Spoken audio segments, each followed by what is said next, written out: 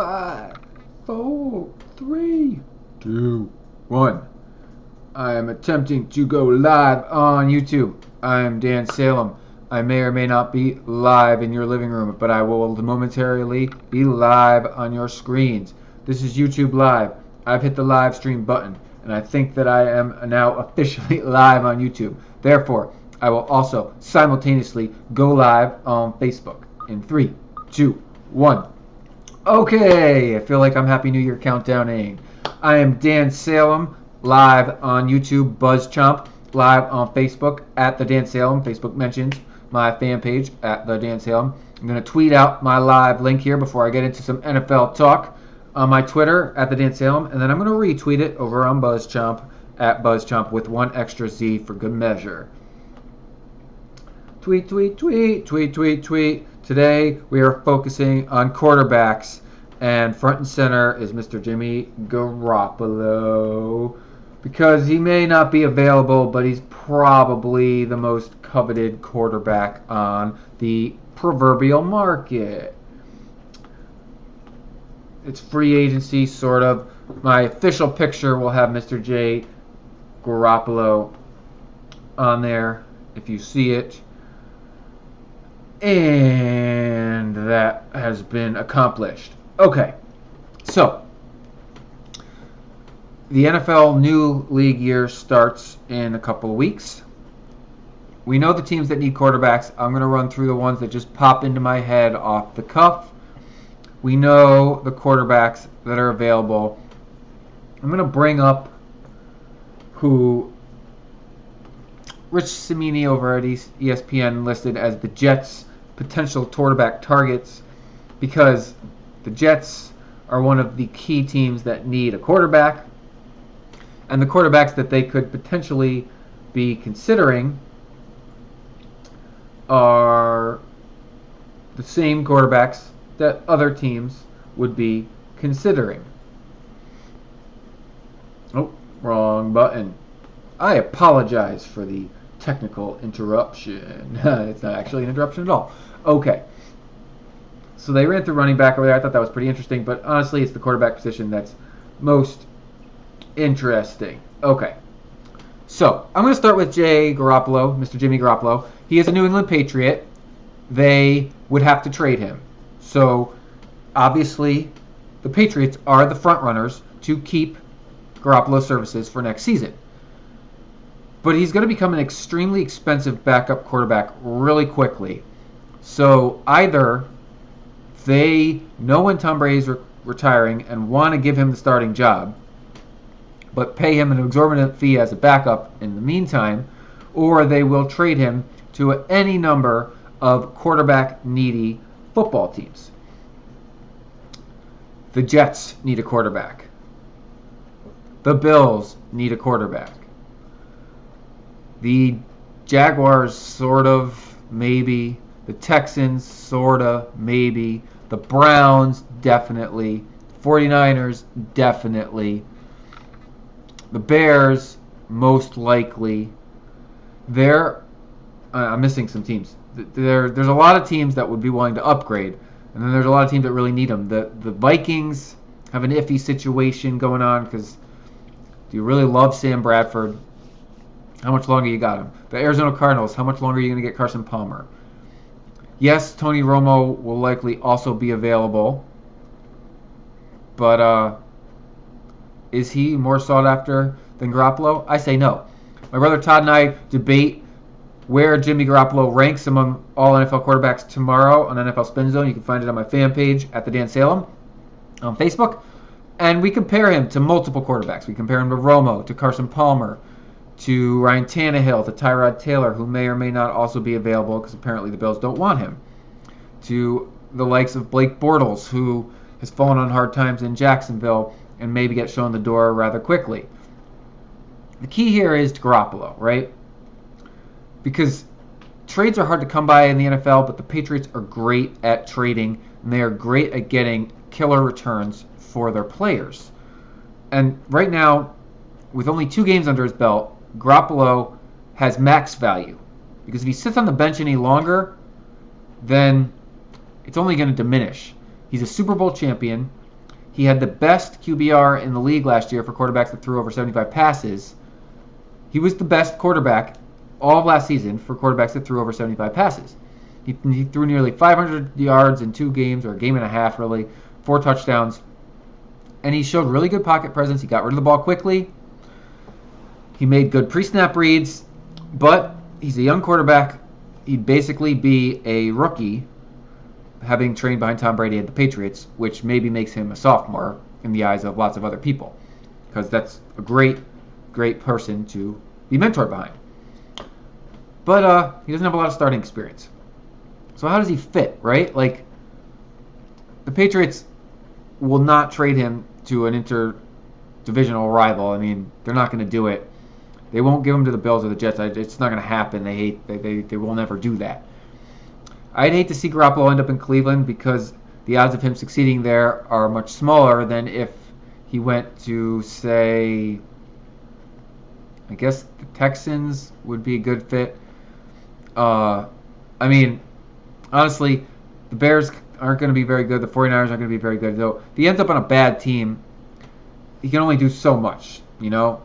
He needs a really good offensive line protecting him, and he needs versatile running backs and reliable receivings, and that's what New England gives you. So, I mean, he looks great with all of that. I mean, hell, they won the Super Bowl. They were the best team in football this year.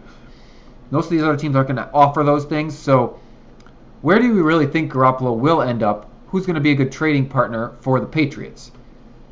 Who has a decent enough draft pick to offer? Because Garoppolo kind of grades as a first-round pick right now. He's shown great stuff in the NFL. He came out of college as a second-round pick, so he's definitely a first-round grade right now. So the Patriots are going to look for 10 to 15 range. I don't think they'd get a top 10 pick for him. Maybe. But if we take a quick peek at the NFL draft order, who's picking in the 10 to 15 range? Because, like I said, it seems steep to pay a top 10 pick for Garoppolo. Now, he probably is that, but it feels like that's too high to me. So, this puts, the problem is that most of the quarterback needy teams are in that top range, right? So, at 10 are the Buffalo Bills, but they won't give it to him. I mean, New Orleans got Drew Brees, but only for another season or two. I don't know why they'd pay the farm for Garoppolo right now, however. The Browns have the 12th pick from the Eagles, so they get a second pick there. So that's a key trade chip for the Cleveland, is the 12th pick. If they want Garoppolo over, say, drafting a quarterback from the actual draft. Then Arizona is interesting at 13 because Carson Palmer's didn't have a great year last year. They need another option. Like, if Garoppolo doesn't take over there this season, he could next season for sure, whereas Brady looks like he's hanging on for a few more.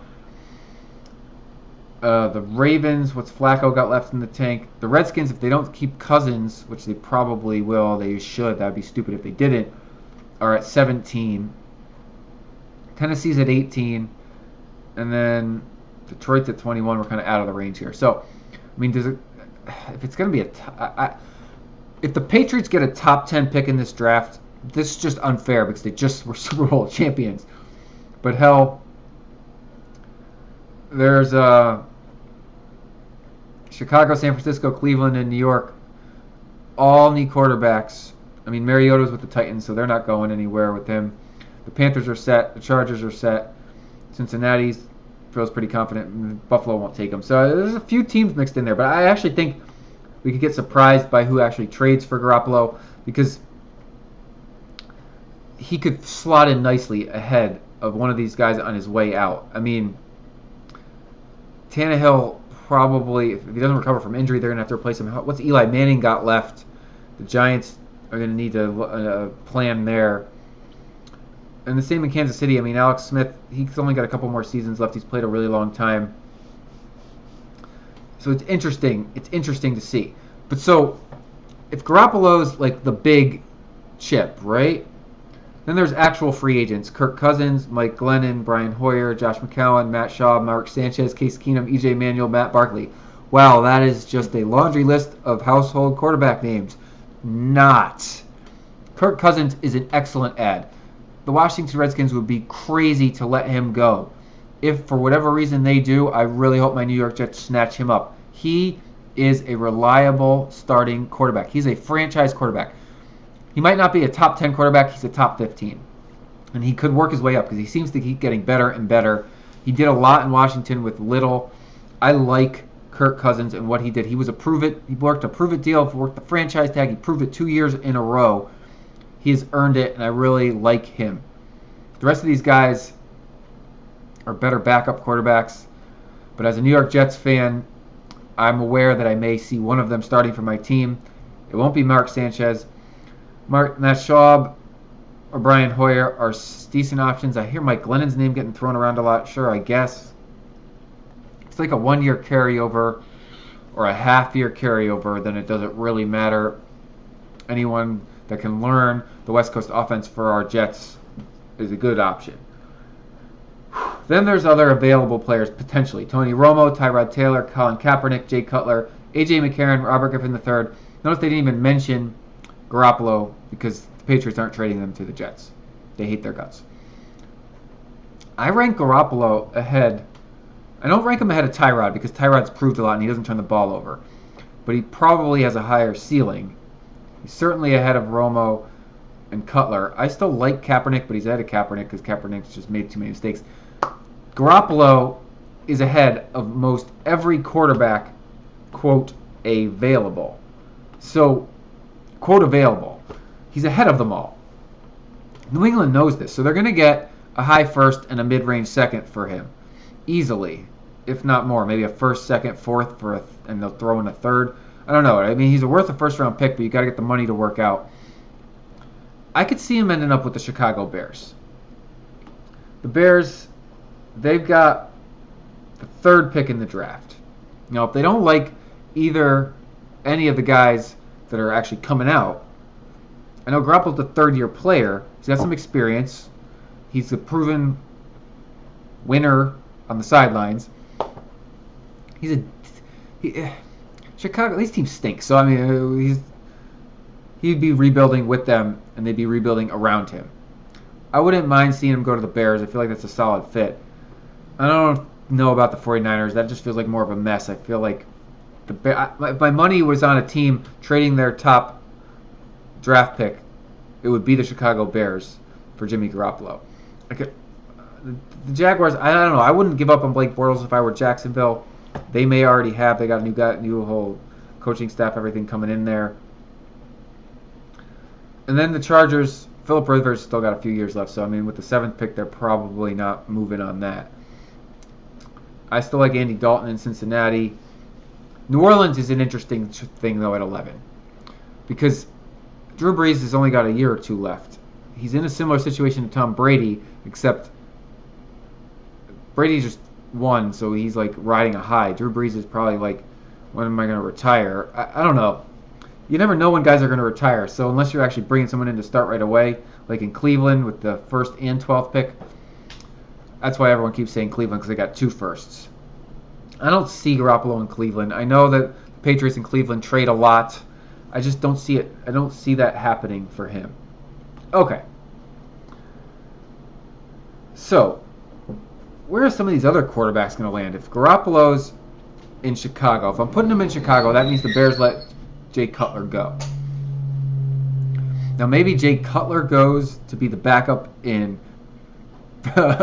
in New England. I mean, he would want to start. He wants starter money.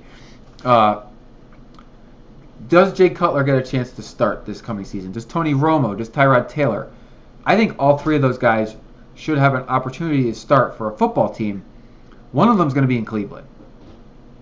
My money is on Taylor or Cutler. I could see Jay Cutler being the Cleveland Browns quarterback. He just feels like the type of player that would end up on the Browns. I don't see Tony Romo going to Cleveland. There's been a lot of talk of Tony Romo to the Texans, but they already got a lot of money up in Osweiler. Osweiler is like on a similar level. I mean, he makes more mistakes than Tyrod. He doesn't have the stats as Jay Cutler, but I mean, he's better than most of these other guys. They already got him. Denver's like holding their cards close to the belt. It'd be interesting to see Tony Romo in San Francisco, but again, that's a losing team. I don't know where Romo goes and gets the start for a winner. I mean, why is Kansas City going to trade up Romo Alex Smith? I mean, Alex Smith just does everything right. He's just unspectacular. I mean, Romo could go to Buffalo. Buffalo underachieved last season, so for them to get Romo in the mix, that would push him over the top. And they do have a new coach in there, so I don't mind. I could see Tony Romo going to Buffalo because that's like a potential winner. It's got a real shot. If the Jacksonville Jaguars abandon Blake Bortles, then Romo in Jacksonville is a good shot too, because Jacksonville just totally underachieved last season. Also, they had a lot of talent on that team. Who do I want my Jets to get? If we're talking about a bridge guy, I really like Tyrod Taylor. I don't know if he's going to be available. I don't know if Buffalo would let him walk to an interdivision rival.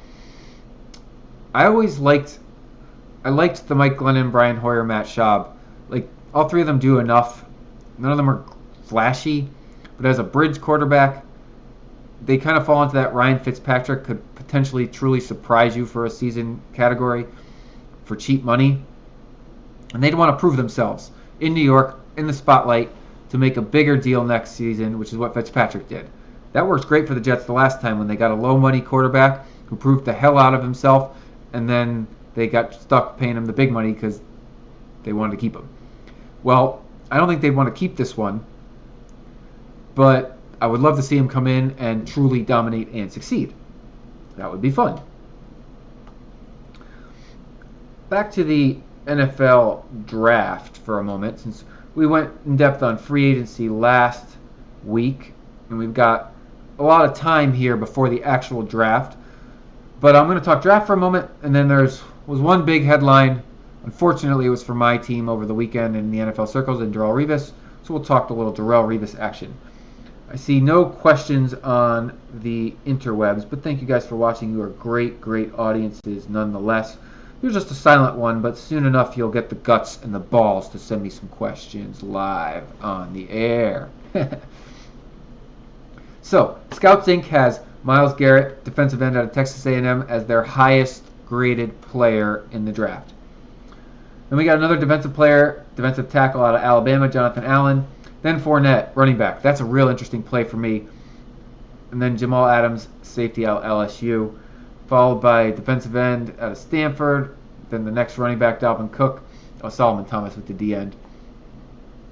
We don't get a quarterback. Oh, where is this first quarterback? Pardon my face, but there is a quarterback all the way down at number 32, Mitch Trubisky. They do not have these quarterbacks highly graded. Now, they're going to go much higher. They're going to go in the first round, a couple of them. I mean, don't kid yourself. But I like these two running backs, Cook and Fournette. My Jets at 6 can grab one of them. I'd like them to see him make a splash. I mean, Bilal Powell and Forte are excellent.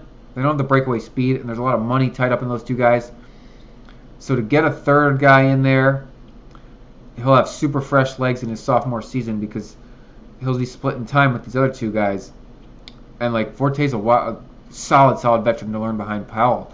Exceptional. I mean, Powell could be a starter for another 2-3 years easily. So are we throwing it away? But like if you're going talent and best available, you grab one of these running backs and go with a three-headed monster in the backfield. Keep them all fresh and let them all dominate one game after another. It will be a shit show for fantasy players trying to figure out which one of the three start any given week. But who do you care in real life because your team's crushing it in the run game? The best way to groom an inexperienced quarterback or to protect a veteran who needs protection is with a solid running game. Now, we'd have to obviously bolster the offensive line also. I mean, I want the Jets to draft some offensive linemen. Unfortunately, there are not that many highly graded offensive linemen available. Quick look here, and you can see I'm all the way down at 19 until we get to an offensive tackle, Ryan Rash, Wisconsin. That's too low. The Jets aren't getting him at 6. I mean, maybe second round they can grab an offensive lineman, second, third round. That's a nice place to find them. They need somebody. Their offensive line aged out, got too expensive, got hurt, and we need that. That's like a big gaping hole in the offense right now, outside of quarterback, which I'm not particularly concerned about because if you have a great offensive line, the Jets already have excellent running game and great receivers. So we need a do-it-yourself tight end, a doesn't-make-mistakes quarterback, and then a great offensive line. So I want them to work on the line, because then you protect your quarterback and you win that way. But I'm also eyeing the safety, Jamal Adams, out of LSU. And I know that we want a solid edge rusher. So, I mean, Myles Garrett probably won't be there, but Solomon Thomas, maybe. Reuben Foster, inside linebacker out of Alabama. We don't have a lot of speed on the edge. We got a great defensive line, but we don't have the edge speed. The linebacker core really has come on. I'm really happy with their progress. But we don't have someone that consistently gets to the quarterback and gets sacks. We had so few sacks last season. So I'd be surprised if the Jets didn't go defense with that first pick. They always do. Then we got Cleveland, San Francisco, Chicago, Jacksonville. Jacksonville's an interesting play at 4 because they should trade back most likely, or grab a defensive player. They need to up their defense. I don't know what happened to that team last year. I really liked that team. Just kind of fell apart. Okay. Well, I like to keep these things around this amount of time, but I am going to keep talking for another few moments because Darrelle Revis got himself in a little bit of legal trouble, unfortunately. And honestly, it kind of seems like he didn't really do anything. There's video, except it's probably not him on the video. And from all accounts, he got arrested, but I'm not convinced he actually did what he's being charged with, or that he was the instigator and perhaps he was really just defending himself. All of Darrelle Revis' history would indicate that he's not at fault in this situation and the charges will get dropped. But we don't know right now, and it's just icky and a mess, and it's a bad headline for my New York Jets and our current star Hall of Fame, future Hall of Fame player. Bad news.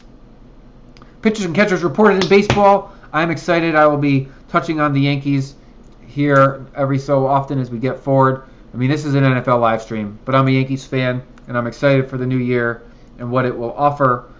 So I will be touching on that.